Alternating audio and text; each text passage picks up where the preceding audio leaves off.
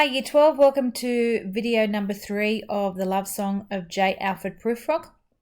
We were just finishing off here where we had the arms that lie along a table or wrap about a shawl. And should I then presume?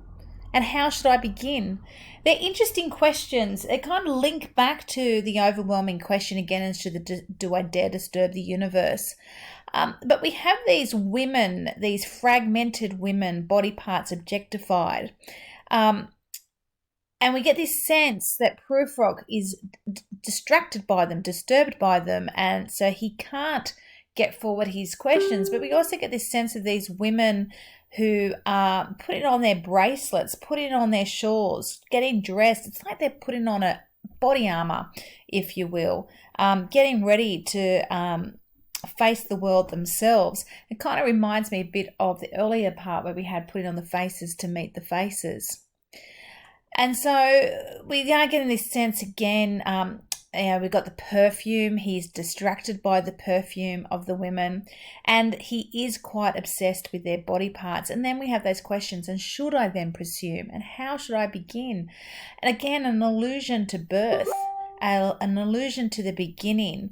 And again, that inability to create the birth, and links back to murder and create. This inability to create something. How should I begin? It's kind of to say, I can't begin. And then it goes on, so shall I say I've gone at dusk through narrow streets and watched the smoke that rises from the pipes of lonely men in shirt sleeves, leaning out of windows? I should have been a pair of ragged claws scuttling across the floors of silent seas. And so here, should I say I've gone at dusk, the lonely men in shirt sleeves? This takes us back to the beginning of the poem, back to the setting. Should he revise his narration and tell us that he has walked those streets? It's a desolate image, and it creates quite a sad tone. We get this sense that Prufrock is lonely, and so are all of these men. And so is it becoming a metaphor for the whole of society? And then again, of course, the watching of the smoke, the pollution that came from the fog cat earlier, rising from the pipes of lonely men in shirt sleeves. The men are smoking, like those cigarette butt days that we had earlier on. And so we get a real sense of loneliness here. I should have been a pair of ragged claws scuttling across the floors of silent seas. Notice the sibilance there to highlight that loneliness and to emulate the stagnation of movement and the sense that crabs move sideways. He's saying, would he have been better off as a crab rather than a man? Life would be much easier for him. It's almost like a self-evaluation of his life, and it really is quite pathetic. His life is pointless. Again, we get that image of loneliness and isolation. The crab scuttles. Crabs don't move forwards, they move sideways. So we get that sense of inertia again. And becomes a metaphor for Prufrock as he fails to move forward.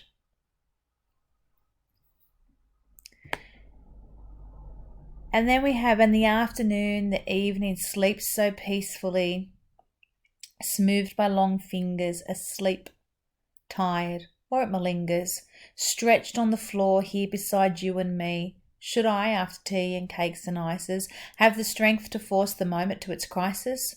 But though I have wept and fasted, wept and prayed, though I have seen my head, grown slightly bald, brought in upon a platter, I am no prophet, and he's no great matter. I have seen the moment of my greatness flicker, and I've seen the eternal footman hold my coat and snicker. And in short, I was afraid. The first thing I'm going to make reference to, because it's not in the annotations on your screen, but where it says the moment of my greatness flicker, the flicker, we have the flickering images of preludes. I wonder, can you draw a connection between the two poems there? And so the afternoon sleeps so easily. It's personified. It's like a domestic pet. And time then itself, the afternoon, becomes almost like the fog cat of earlier on in the poem. But he can't ask the question again. He can't disturb the moment.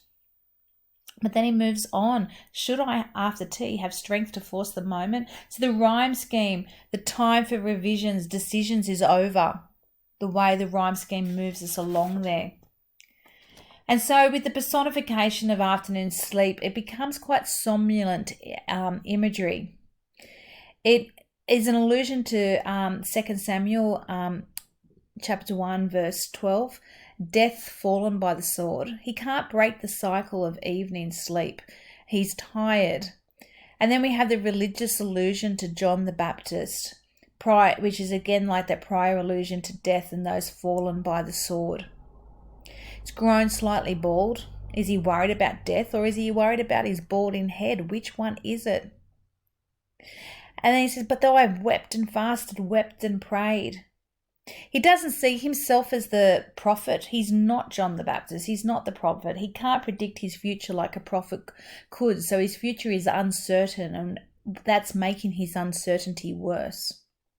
And that greatness flickering, all his moments, his chances have disappeared. His fear has led him not to take those chances. And I've seen the eternal footman, which is death. He's scared of death. He almost has the idea that death is laughing at him, snickering at him, judging him, which is like the judgment of that he feared of the women before. So we've got to ask, what is it that he's scared of? We get this sense of stagnation. So even though time is moving on, he is stagnant. And again, should I, after tea and cakes and ices, back to this listing effect with the polysyndeton, and once more into routine. And then we have those religious connotations. But though I have wept and fasted, wept and prayed, there is these religious moments where he's going, but even then the religion itself becomes like a routine. It's like he doesn't quite believe it. And then it moves on to, and would it have been worth it after all? After the cups, the marmalade, the tea, among the porcelain, among some talk of you and me? Would it have been worthwhile to have bitten off the matter with a smile, to have squeezed the universe into a ball, to roll it towards some overwhelming question, to say, I am Lazarus, come from the dead, if one settling a pillow by her head should say, that is not what I meant at all. That is not it at all. So he has all these trivial matters again, cups, marmalade, tea, porcelain, some talk of you and me, kind of references the opening of Let Us Go Then You and I. Also a bit of a feel of the women coming and going, and notice that earlier we had polysyndeton and now we've got asyndeton, which gives us an accumulation of the building of the trivial items. And then he wants to take all of these trivial items and squeeze the universe into a ball. And we're back to that big, overwhelming question. And so it becomes quite ambiguous here. Then we have the religious allusion. I am Lazarus, conquering death. I shall tell you all. And this is what Christ said about the Holy Spirit and Pentecost too. But Prufrock here doesn't have the answers. So he's stuck asking the questions. And when he has this some talk of you and me, is this planning a future with his beloved? Again, the squeezing is again another allusion to Marvel's coy mistress, where in the poem it's let us roll our strength and all our sweetness up into one ball and tear our pleasures with rough strife through the iron gates of life. The coy mistress poem is known as the Carpe Diem poem, that seize the day moment. And so if this is an allusion to that poem, it's quite ironically done because Prufrock is failing to seize the moment. And it's impossible for him to say what he means. And would it have been worth it after all? Would it have been worthwhile after the sunsets and the dooryards and the sprinkled streets, after the novels, after the teacups, after the skirts that trail along the floor, and this and so much more? It is impossible to say just what I mean, but it's as if a magic lantern threw the nerves in patterns on a screen. Would it have been worthwhile? If one settling a pillow or throwing off a shawl and turning toward the window should say, that is not it at all, that is not what I meant at all. So we get this sense it's impossible for him to say what it is he means. And the images that he's presenting are just an approximation of what he is feeling. He can't say just what I mean. He can't articulate it.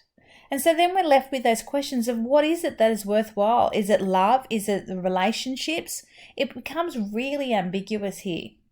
And then we get this sense that no matter what we come up with, that is not it at all. It gets repeated twice in this poem, in those 2 lines. Is that him talking, or is someone else saying it to him? We're not sure.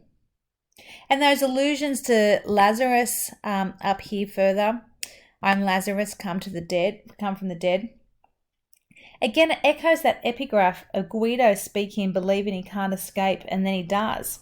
Lazarus has escaped death. And so we get this expression of feelings and this idea that it's quite monumental as Lazarus coming back to life. But Prufrock stays trapped in his inertia with, that is not what I meant. And those repetitions lead us to this deep anxiety. Would it have been worthwhile?